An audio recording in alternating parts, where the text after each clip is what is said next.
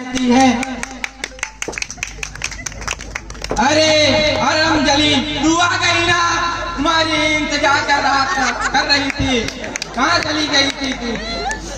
माला गले में मर जाओ रानी, गला काट कर फेंक दो, इससे तुम्हारे दिन अपनी आंखों से ना देख सकूं। आओ तुम्हें मैं माला पहना देती हूँ, कभी से निकाल के बैठी थी, राजा अभिषेक होने जा रहा है का। माला गले में मर जाओ रानी, गला काट कर फेंक दो, जिससे तुम्हारे बुरे दिन अपने आंखों से ना देख सकूं। बुरे दिन? ऐसे मेरे बैरियों के मंत्रा? क्या हुआ मंत्रा? तेरे लिए दासा देख दूध देख हो रही है।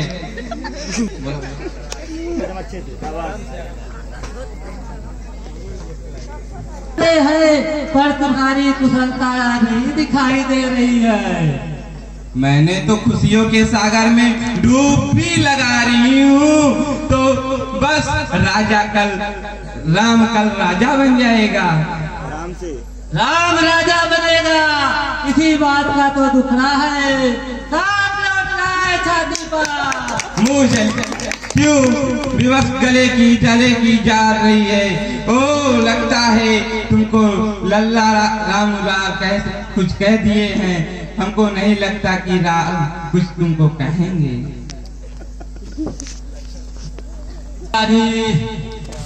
तू राम जी से राम राम कह रही है, वो मीठी वचन बोल करके तेरे इसलिए का स्वागत करता है।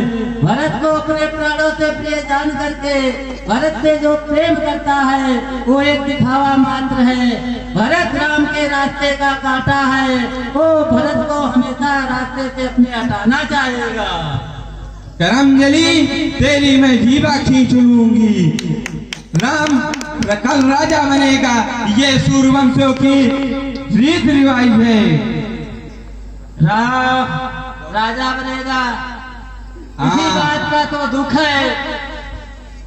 ओहो कुटिनी बुद्धि, अरे राम के लिए तेरे मन में ऐसे कुछ विचार आए कैसे? मेरा राम अपनी जाननी से मुझसे बहुत प्यार करता है। जिसे जो दीदी दीदी कह रही है, वही दीदी एक नागिन बन करके ऐसा डंक मारा, जिस राजा को तू अपनी उंगलियों पे नचाती रही, वो वही राजा तुझसे छल करके भरत को ननिहाल भेज करके और राम के राज्याभिषेक की तैयारी झटपट करवा डाली।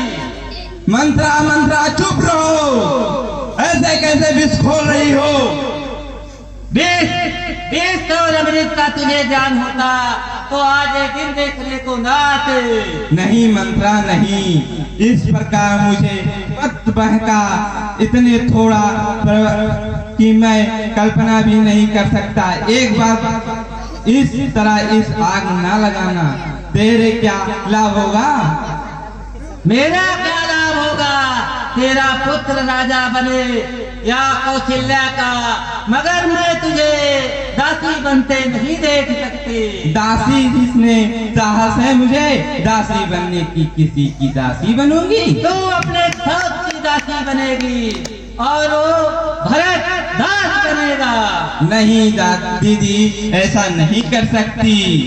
दीदी जिसे तू दीदी कह रही है, दीदी नहीं, वो एक नागिन है। उसी ने राजा को बहका करके जिस राजा को तू अपनी उंगलियों पे नचाती रही, वही राजा भरत को ननिहाल भेज करके राजा राम को राज्याभिषेक की तैयारी झटपट करवा डाली। मैं किसी की दासी नहीं बनूंगी। सौवत की दासी बनने के पहले मैं शीश कर सकूंगी। मरने की तो सोच रही है मूर्ख। ये सोच कि तेरा बेटा राम की जगह राजा बने। मंत्रा ये झूठ सपने क्यों दिखा रही है? कल प्रातः काल राज राम बनेगा। प्रलय तो एक क्षण में होती है, अभी तो एक रात शेष है। एक रात में क्या होगा? एक रात एक रात में सब कुछ हो सकता है, प्रलय क्षण भर में होता है। मेरी तो बुद्धि चलने चली गई है मंत्रा, मेरा तो सर्वस्व हो गया। इस समय तू जो रास्ता दिखाएगी मैं उसी पे चलूंगी। रास्ता मैं ही बताऊं? हाँ। तो सुन, देवासुर संग्राम में राजा इंद्र की सहायता के लिए महाराज के साथ पूरी गई थी। महाराज के मूर्छित हो जाने पर तूने बड़ी दृढ़ता से उनकी सुरक्षा की थी। राजा ने तुम्हें 2 वरदान मांगने को कहा था, वो समय अब आ गया है। वाह मंत्रा वाह, तेरे मुंह में खीर शंकर होना चाहिए, दूसरे भी मुंह में।